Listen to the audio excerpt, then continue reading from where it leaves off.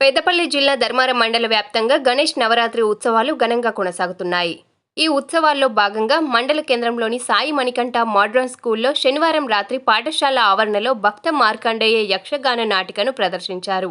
ఈ నాటికను పాఠశాల ప్రిన్సిపల్ జైన రమాదేవి, కరెస్పాండెంట్ సురేష్ కుమార్ జ్యోతి ప్రజ్వలన చేసి ప్రారంభించారు.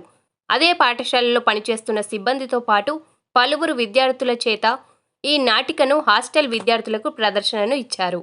భక్త మార్కండేయుడి యొక్క భక్తితో పాటు పరోపకార గుణాన్ని విద్యార్థులకు కళ్ళకు కట్టినట్టు చూపెట్టేందుకు ఈ నాటికను ప్రదర్శించినట్లు తెలిపారు.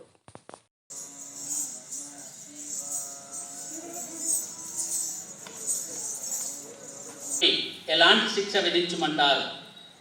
ఇతనిని రంపముతో ముక్కలు ముక్కలుగా కోసి ఆ యొక్క మన భటులకు శాఖముగా వండించి వడ్డించమని చెప్పండి.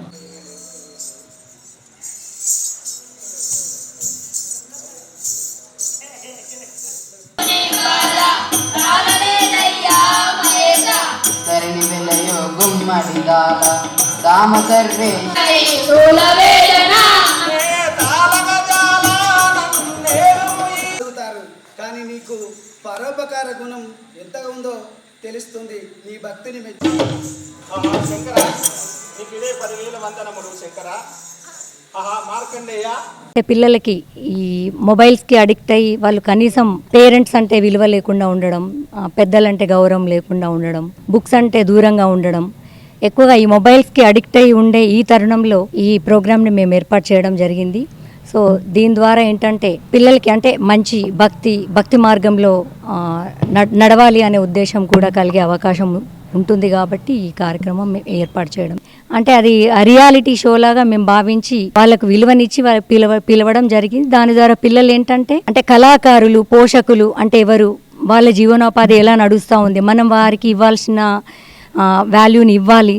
దీని ద్వారా వాళ్ళకి ఏంటంటే నాటక ప్రదర్శన ప్లస్ వివిధ వేషధారణలో ఉన్నటువంటి వాటి రూపాలు అంటే నిజంగా చూసే అవకాశం కూడా పిల్లలకి కలుగుతుంది. మార్కండేయుడు శంకరుడు ఇచ్చినటువంటి ఆయుష్ 16 సంవత్సరాల ఆయుష్తో జన్మించడం జరిగింది. అతని ఆయుష్ పెంచుకోవడం కోసము ఆ యొక్క శివుని యొక్క తపస్సు చేసి శివుణ్ణి మెప్పించాడు.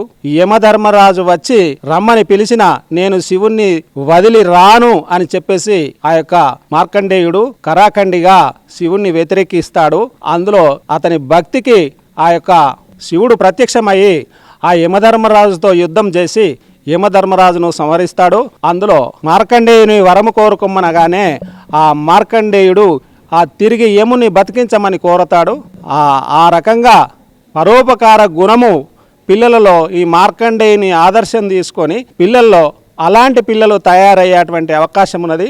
ఇక్కడ మార్కండేయునికి పరోపకార గుణము అలాగే దైవ భక్తి, శివుని యందు ఉన్నటువంటి భక్తి అది పిల్లలు అనుకరిస్తారనేటువంటి ఉద్దేశము